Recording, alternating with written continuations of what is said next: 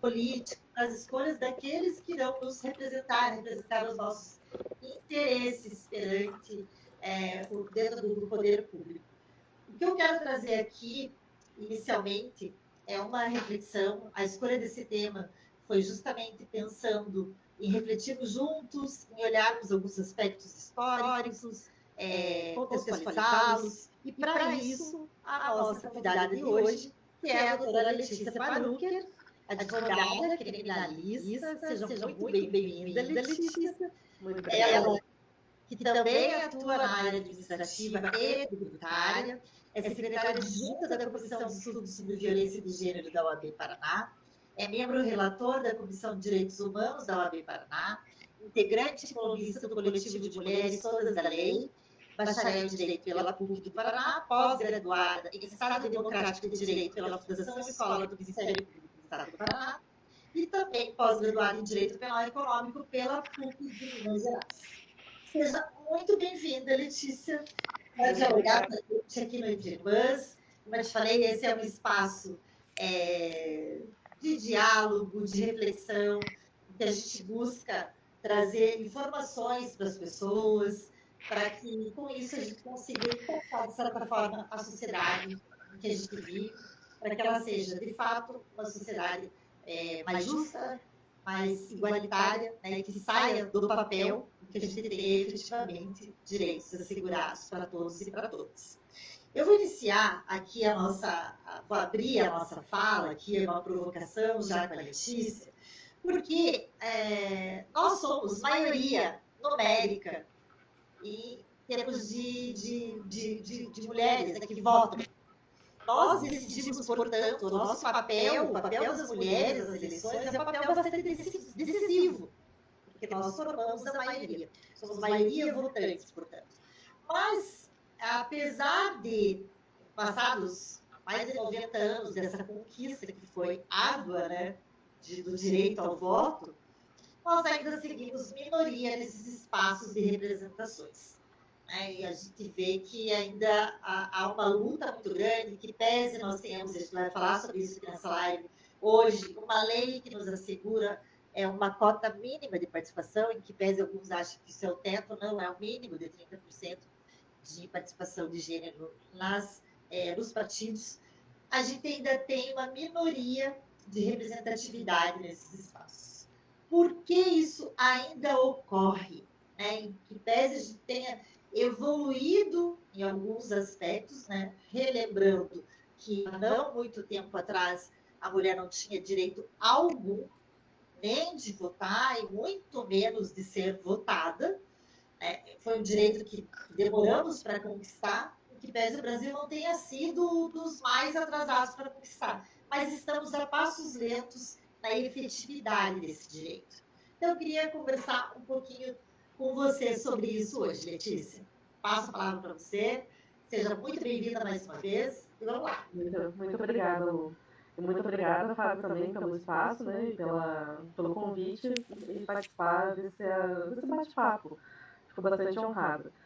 Bom, como tu tinha falado mesmo, né, a violência política, ela não é um tema muito simples, né, até porque ela, assim, apesar de nós sermos a maioria das mulheres, como tu disse no início, né, eu sinto e vejo, e várias outras nós que lidamos com esse assunto, né, vemos que há uma resistência muito grande ainda por conta da sociedade e por conta das próprias pessoas que estão, né, ocupando cargos políticos. E o que seria essa resistência? Aí a gente teria que entrar até na parte, como é que eu posso dizer assim, além do direito. Porque essa resistência toda da inserção da mulher no mundo político tem a ver com a cultura do patriarcado, isso é sem dúvida. E não é querer dizer que é mimimi, essas coisas todas, mas todos nós crescemos nessa sociedade que, infelizmente, é machista, e nós crescemos nesse mundo que sempre colocou a mulher como a dona do lar e para gerar os filhos, para cuidar dos filhos e cuidar da casa. Fora desse ambiente da casa, nós não somos capazes de mais nada. Até citar recentemente aquele mocinho lá que teve a frase infeliz dizendo que mulher, Deus me livre, ter mulher CEO. Para começar, né? Não tem muito a ver, pode até parecer que não tem muito a ver com política, mas tem. Porque o que o cargo de CEO diz? O cargo de CEO quer dizer um cargo de liderança, de poder, de decisão. E um cargo político também precisa ter, também, isso é um cargo de poder, de decisão, que a pessoa que ocupa esse cargo, ela tem que estar lá lutando constantemente por direitos, por políticas públicas, por melhorias, enfim, pelas coisas que ela acredita. Então a mulher constantemente ela é excluída automaticamente desse meio, né? Inclusive, nós temos uma conhecida também, que é a professora Diana Lessie, ela recentemente escreveu um livro sobre essa parte da inserção da mulher feminina. Tem até um trecho do livro dela que eu gostaria de citar, que é muito importante, que ela fala assim que a história brasileira demonstra que desde as origens da nossa sociedade, a subordinação feminina não foi passiva, marcando sua trajetória com lutas em prol de emancipação e direitos. E dessas lutas, individuais ou coletivas, que o sentimento por igualdade se consolidou, dando origem ao feminismo enquanto movimento social e político. Então, assim, a inserção da mulher na política já começa lá desde o sufrágio feminino no Brasil, lá em 1932. Aí você pensa, nossa, faz tão pouco tempo isso. Realmente faz muito pouco tempo que a mulherada conseguiu se inserir nesse meio. E apesar das inúmeras lutas que a gente já conseguiu desde então, ainda a gente precisa batalhar por muita coisa. Foi apenas recentemente, na década de 60, que a gente conseguiu o direito de estudar sozinha, de poder escolher a nossa faculdade, de poder falar assim, nossa, eu não quero ser dona de casa, eu quero sair de casa, eu quero... sem precisar da autorização dos nossos pais ou dos nossos maridos. Se você for solteira, coitada, então... Né? É importante você trazer isso, Letícia, porque primeiro que o nosso ele não foi assim, não foi que um dia fizeram uma lei e todo mundo já podia votar e ser votado, as mulheres podiam. Não, foi a passos lentos e foram mulheres que encamparam essa luta, embora muitas não saibam, ignorem esse fato ou mesmo não o reconheçam. É importante dizer que esse movimento das sufragistas é um movimento que veio por mulheres, que é a junção de vários movimentos feministas que lutaram pelos direitos da mulher, tanto de votar e de ser votado. No Brasil, a primeira mulher a ser eleita foi em 1928, né, que foi a Alzira... Ai, eu soube o nome dela. Ai, não me lembro. Que foi prefeita do Rio Grande do Norte, uma cidade do Rio Grande do Norte. Mas só veio a alcançar uma lei dispondo sobre isso, daí, abrangendo nacionalmente, em 1932. E essa lei, ela ainda não era voltada a todas as mulheres.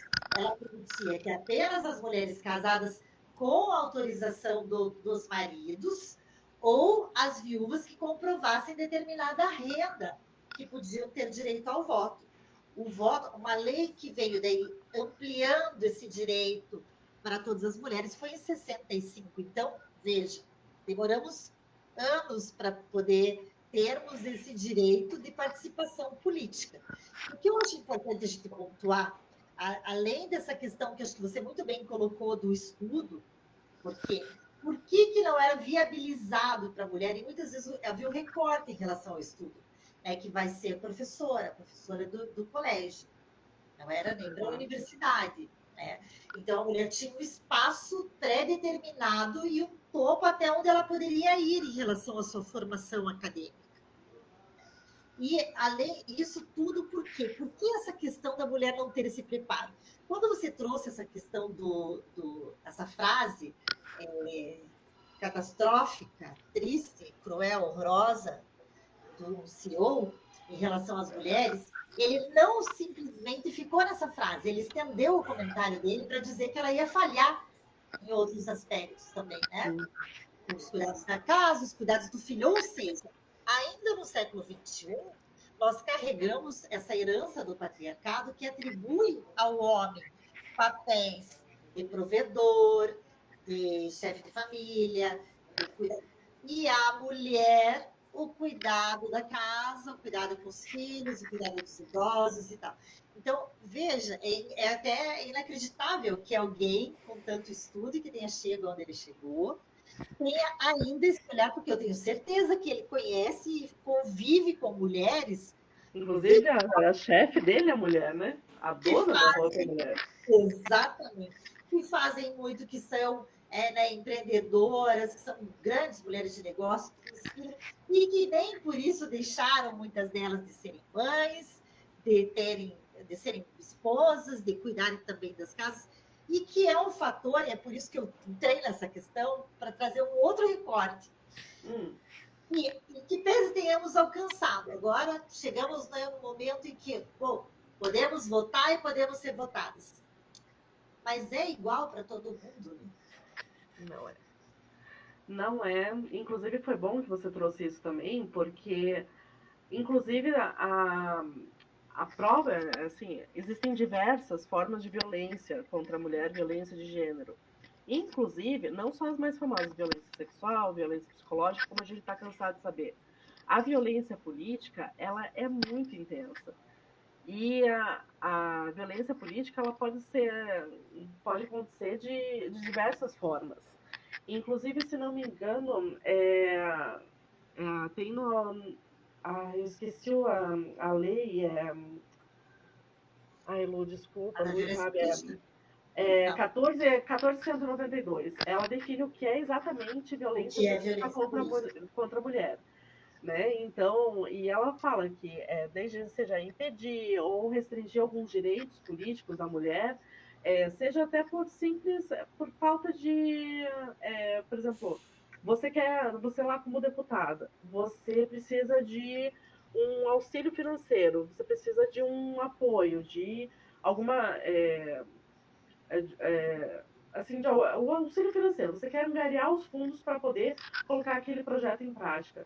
E o seu partido acaba restringindo a sua atuação ali, porque ele vai dar justamente esse auxílio financeiro para outro candidato homem que tem provavelmente tem uma campanha um pouco, assim, não digo melhor, assim, mas mediana.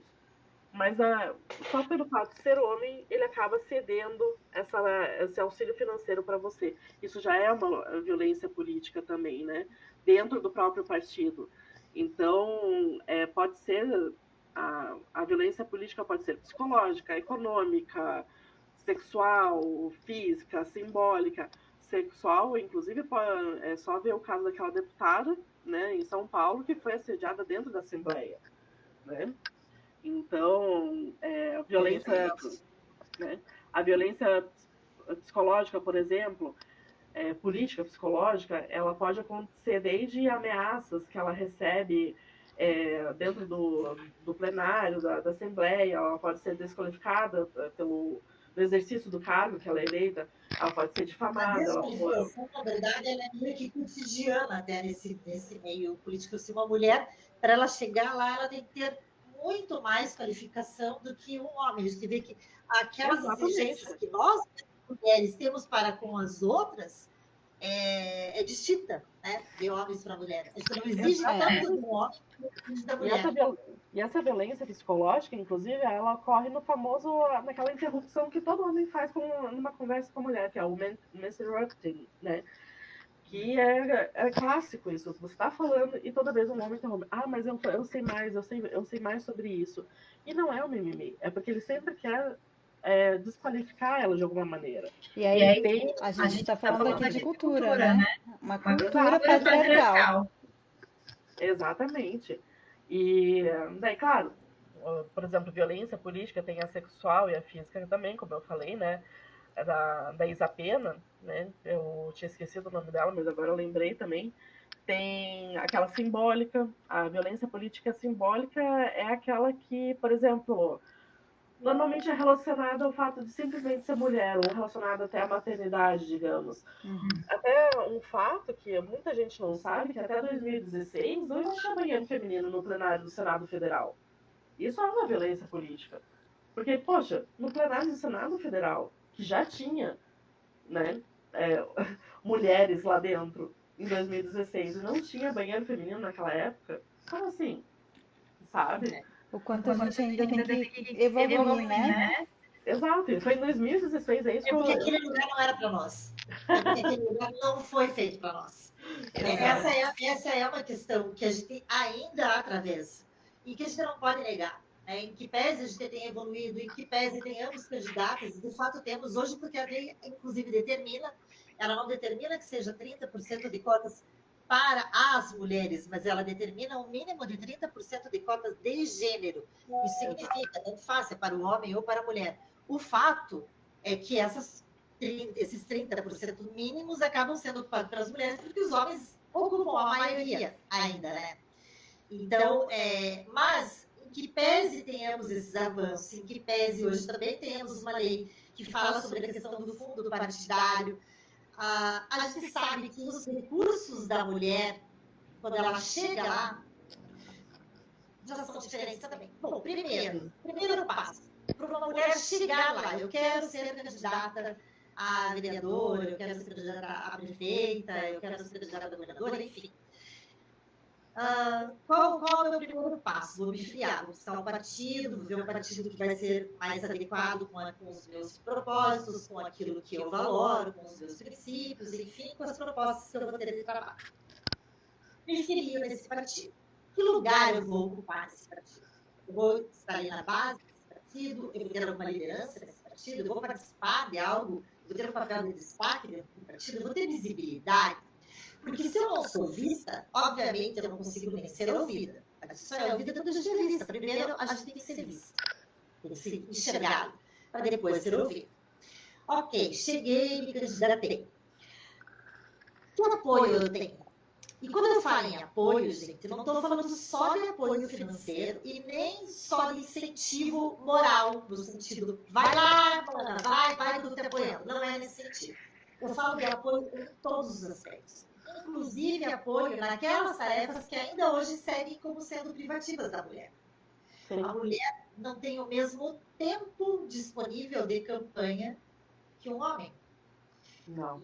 Tese hoje se tenha também uma legislação que fala sobre o tempo de campanha de 30% do horário, não sei se é 30% ou se é 20% do horário eleitoral gratuito que tem que ser desenvolvido para a conta das campanhas femininas. O fato é que a gente sabe que não é só disso que se vive, tem todo um trabalho que é feito nos bastidores e que a mulher fica desamparada. Enquanto um homem sai candidato, a família dele inteira se mobiliza por aquela campanha. Exatamente, faz, nossa, meu orgulho, meu filho. Não, tudo bem, errado não tá, né? Tá ótimo que recebe esse apoio. Mas é engraçado como a mulher recebe, é diferente. Fala assim, nossa, e por que essa mulher está lá? Nossa, que pautas bonitinhas que ela tem. Eu já escutei tanto isso. Desculpa o termo, meninas, assim, mas pautas bonitinhas. Que pautas bonitas? Assim, é complicado, sabe? Diminuindo, né? Exato, pautas bonitinhas. Enquanto daí outras que tenham pautas um pouco mais sérias, né? Que, como todos os candidatos deveriam ter, aí assim fica. Ela não é levada tão a sério. Ou é tida como assim, muito enérgica, muito louca, assim, muito. Enquanto o homem é combativo, aguerrido, Exato. É a bem mulher isso, é combativa, aguerrida. A mulher é louca. Mas aí e aí a gente encontra muitos obstáculos e muitas desvantagens em relação ao homem quando a gente, nesse processo eleitoral mesmo, eu acho que a gente não se equipara, né? Desde o cotidiano das nossas vidas, que é afetado de maneira muito diferente da vida dos homens. Né? Quando uma mulher se coloca, e aqui, gente, quando nós estamos falando disso, a nossa intenção é, inclusive, incentivar você, mulher, a participar da política, se é da sua vontade, se você sente que tem aptidão para isso, se é um lugar que você sente que poderia fazer a diferença. E eu digo isso porque a gente chama as mulheres de política, mas eu, por exemplo, não sou candidata a nada, não sou nem filiada a partido algum, mas sou uma mulher que exercita a minha cidadania de várias formas e não só através do voto, que é uma outra questão que eu acho importante. A participação feminina na política não é só você se colocar ali como à disposição para ser votada ou filiada em algum partido, mas quando a gente participa de audiências públicas, a gente também está exercendo a nossa cidadania e passando de um papel passivo de atuação, de exercício, para um papel mais ativo, porque a gente só conhece quando a gente vai lá ver o que é, a gente vê o que rola, quais são as discussões. Eu já fui em várias, já peguei a palavra no púlpito, já pedi a palavra no púlpito em relação a pautas que me eram importantes e que eu tinha realmente dúvidas em relação a alguns projetos de lei apresentados pela Câmara. Então, eu acho que isso é importante também. Mas, para que aquelas mulheres tenham acolhimento, elas precisam que outras mulheres as enxerguem. É isso que eu ia perguntar, né? As mulheres que estão hoje na política, como você enxerga que elas podem contribuir para que outras mulheres cheguem até lá, aquelas que têm interesse? Até porque não basta ser mulher, né? Não basta ser mulher para estar, para poder ter representatividade. É legal ter mulher? Claro, com certeza. Mas só o fato de ser mulher não é suficiente. Porque às vezes, infelizmente, não. Como é que eu posso dizer assim? Não é querer falar mal de coleguinha, mas é que às vezes elas têm uma visão ainda muito atrelada a visões machistas e misóginas, né? E lembrando que machista é diferente de misógino, né? Mas assim, apesar de que eles andam bem parecidos, né? Eles andam bem lado a lado. Mas assim, elas ainda, por termos crescido numa sociedade extremamente machista, elas ainda têm uma visão que pode contaminar as próprias pautas. E não conseguem fazer o suficiente para poder mudar de maneira significativa as políticas públicas em relação à mulher. Por exemplo, eu vou citar um exemplo bem simples, bem tosco, e não estou dizendo que é caso verdadeiro ou não. Mas digamos que fulaninha de tal ali foi eleita vereadora e na pauta dela ela defendia direitos das mulheres. Apenas isso, direitos das mulheres.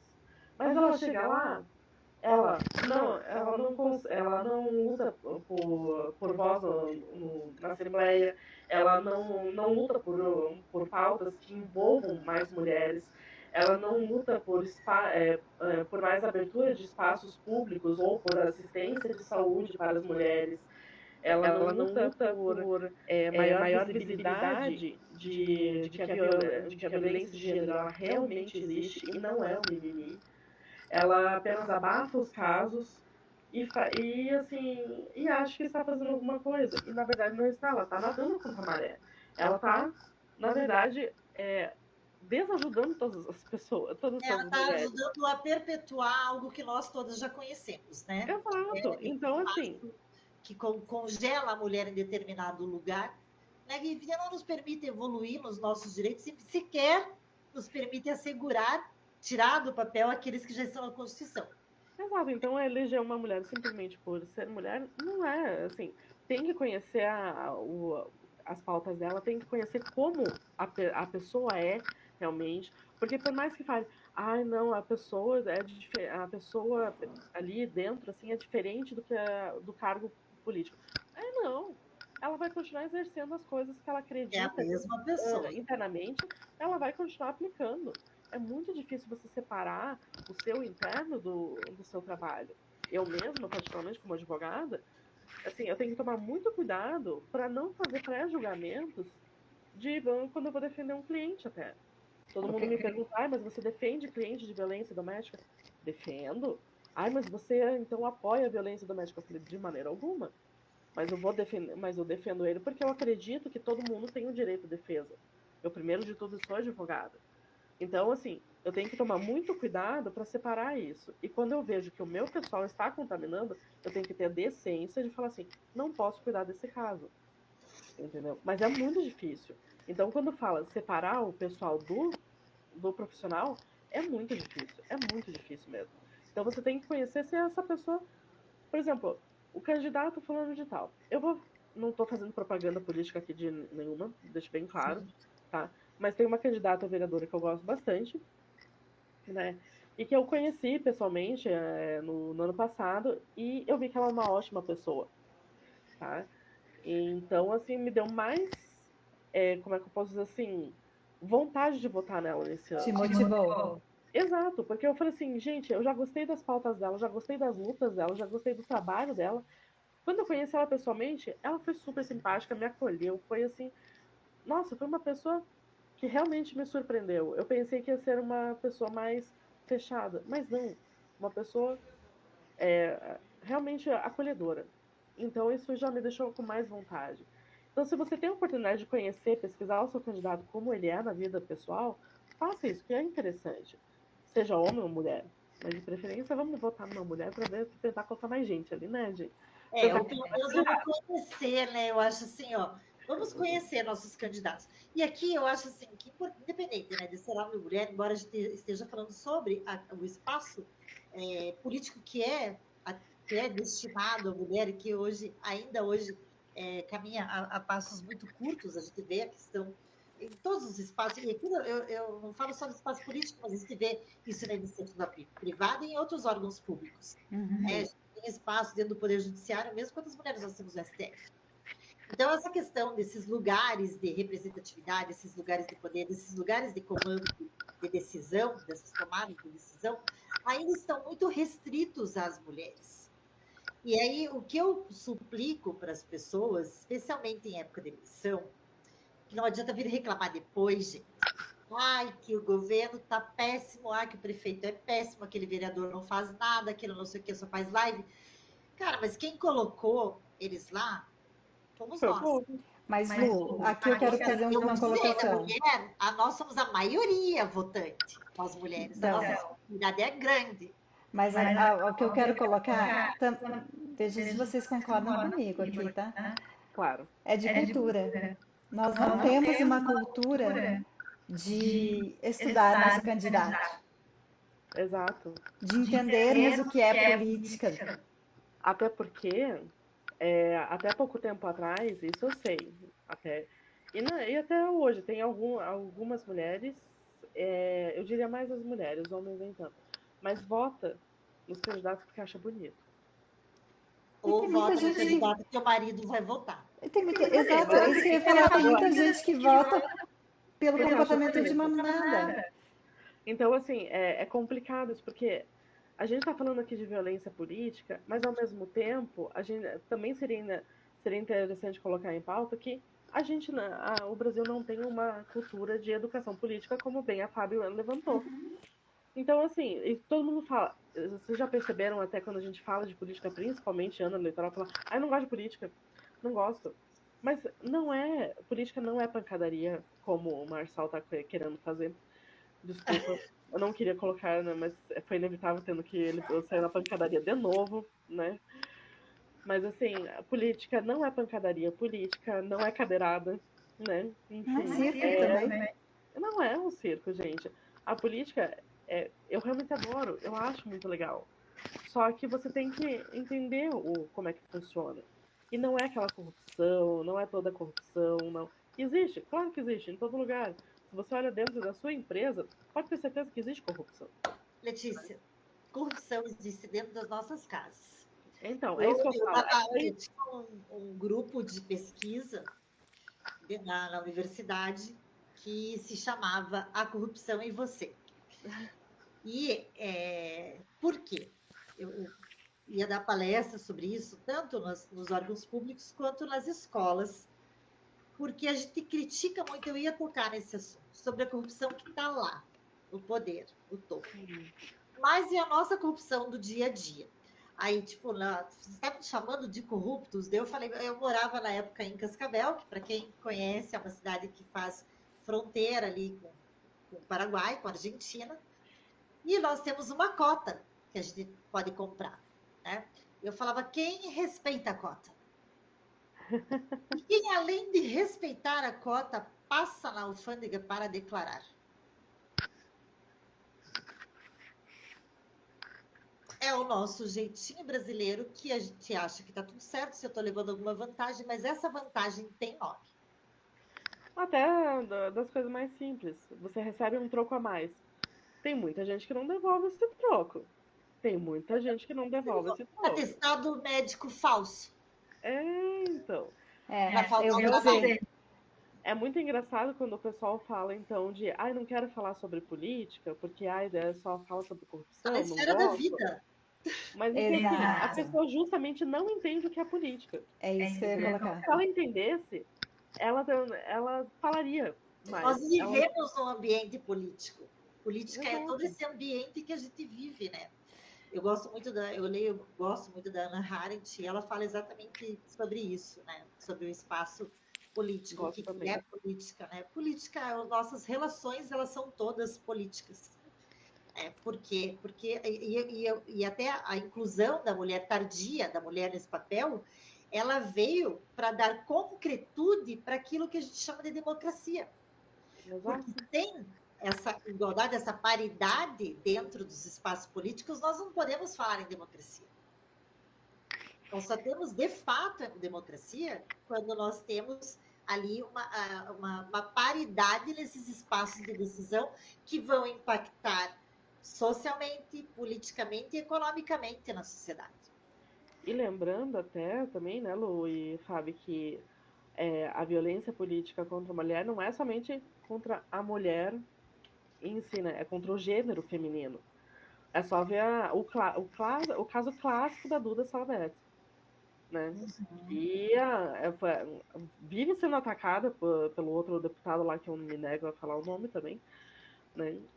Mas bem sabemos que é um menino que resolveu atacar uma mulher trans, mas uma mulher, sabe? E resolveu atacar ela porque não concorda com a opção dela.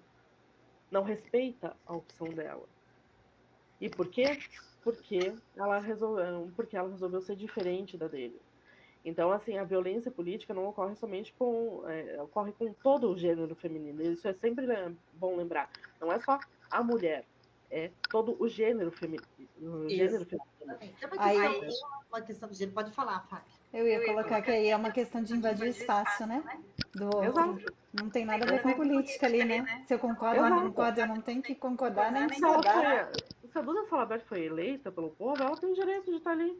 Seja ela mulher trans, seja ela o que for, se ela fosse homem, não importa. Ela tem o direito de estar ali. Ela foi eleita. E por que o outro deputado fica atacando ela por questão de gênero? Então é uma violência também. Isso também é uma violência política muito séria. Eu pensei aqui em algumas perguntas aí, e aí eu acho que cabe aqui falar um pouquinho de assim, como as mulheres dentro, né, dos cargos políticos, como você acredita que é possível inspirar, que eu acho que traz isso, inspirar as novas gerações, né, para que se encorajem para entrar na política, para se encorajem para compreender, para participar mais. Eu acho que, assim, nós mulheres como um todo temos, sim, esse papel também. Né? Eu acredito muito que a educação é essencial para isso. Né? Educação, ler livros dos mais simples. Buscar a sua história. Sabe? Até tenho esse livro que eu tô relendo ele de novo, Teoria Feminista, da Bell Hooks. Ela é maravilhosa. Ela é maravilhosa porque ela inclui todas as mulheres, todas as raças, enfim, ela assim, ela é didática, ela não fala, não coloca cheio de preciosismos a linguagem, ali ela utiliza a linguagem mais clara, mais acessível, e você dá gosto de ler, você entende o que você passou.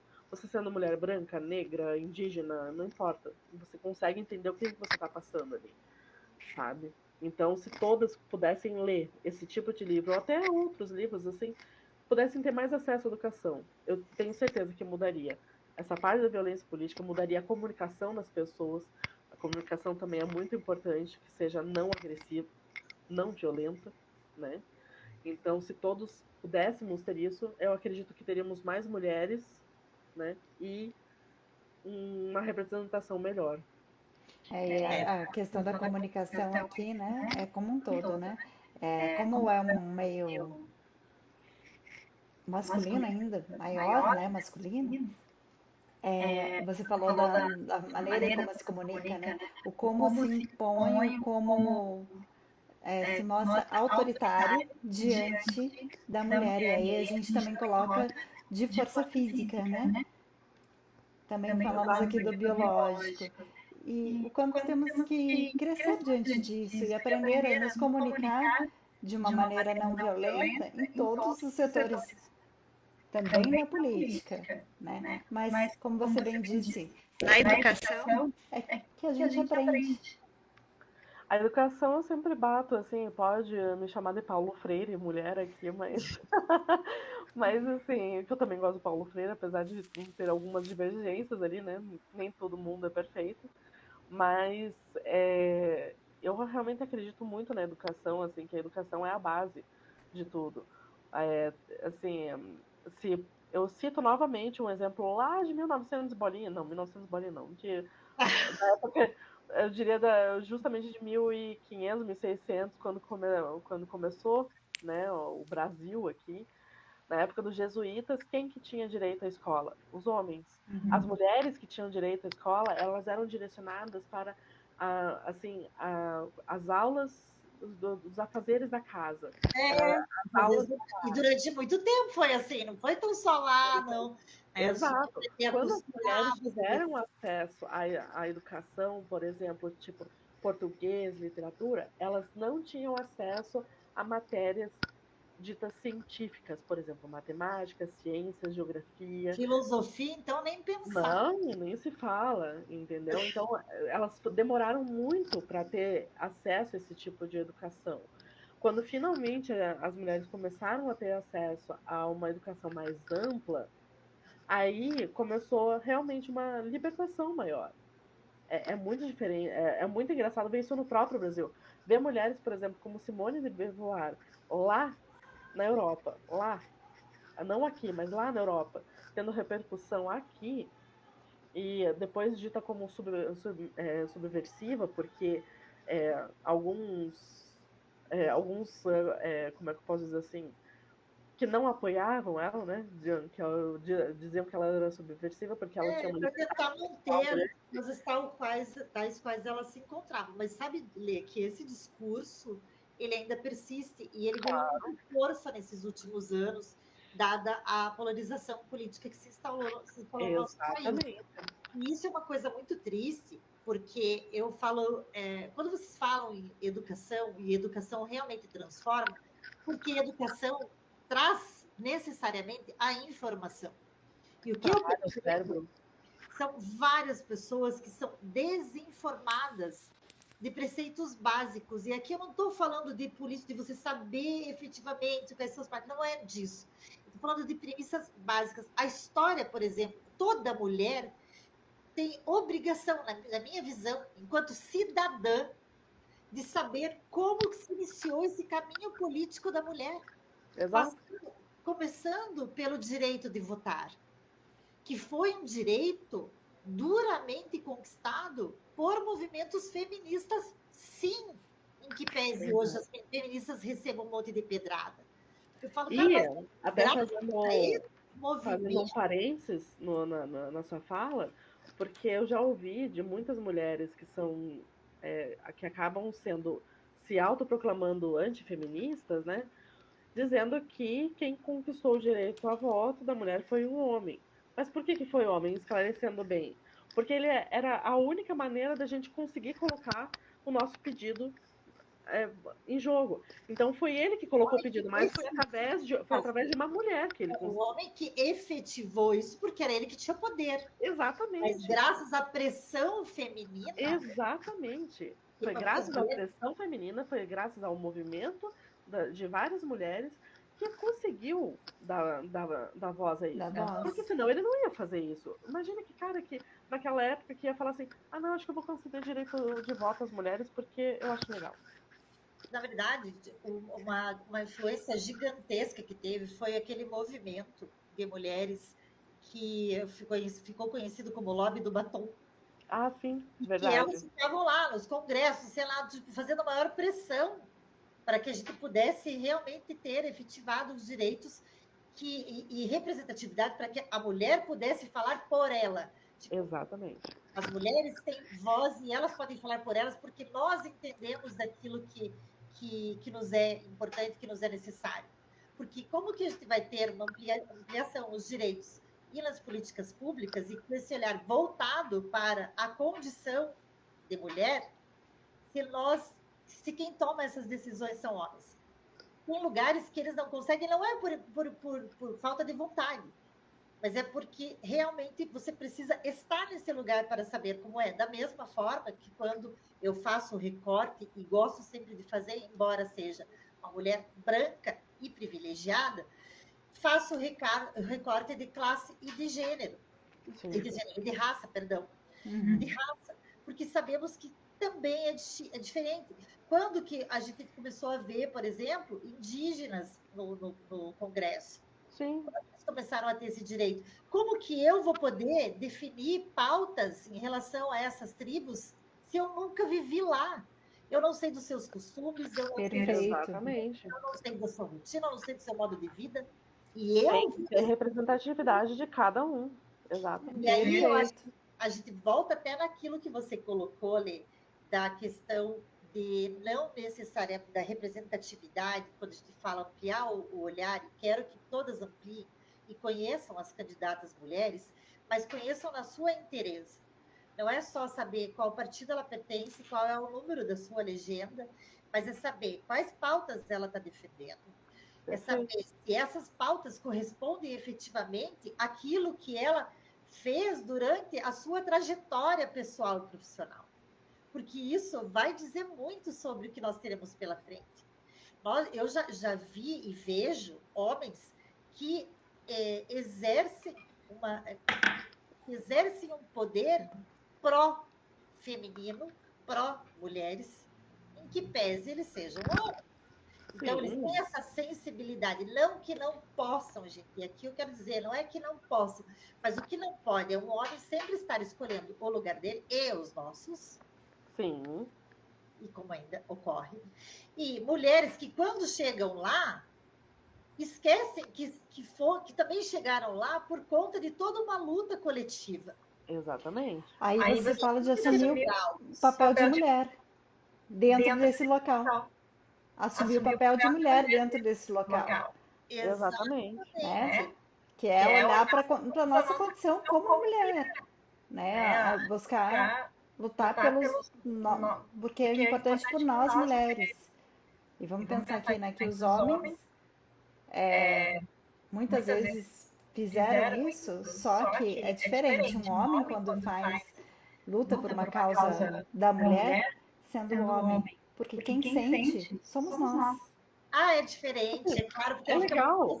Ela não legal que eles apoiam todas as arestas. É importante eles apoiarem, mas eu digo, quando ele propõe uma política pública voltada para alguma questão feminina, é claro que a visão dele é uma visão distante, ela não é uma visão próxima, porque ele não vivencia aquelas questões.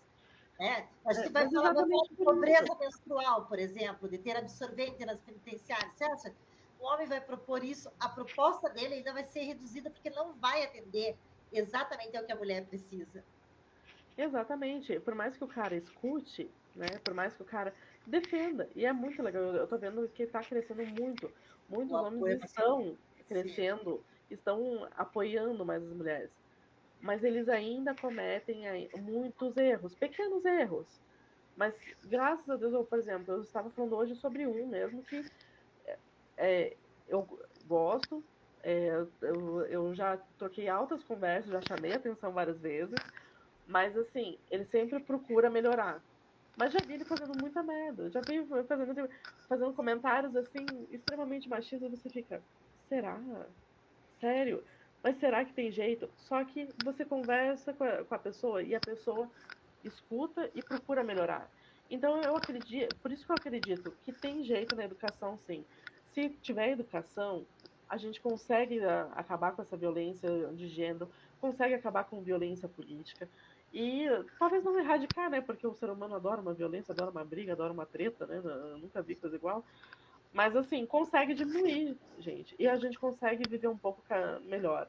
A gente já passou por muita besteira, e até, perdão, não sei se a gente pode falar nesse horário, mas a gente já passou por muita merda, né? E a gente já melhorou muito na questão dos direitos das mulheres, e na parte de questão política também, né? Porque antes, assim, a gente mal podia entrar dentro de uma assembleia.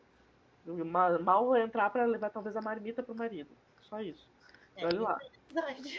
Até pouco tempo não tinha nem banheiro. Exato, né? Não tinha nem banheiro, Exato. exatamente.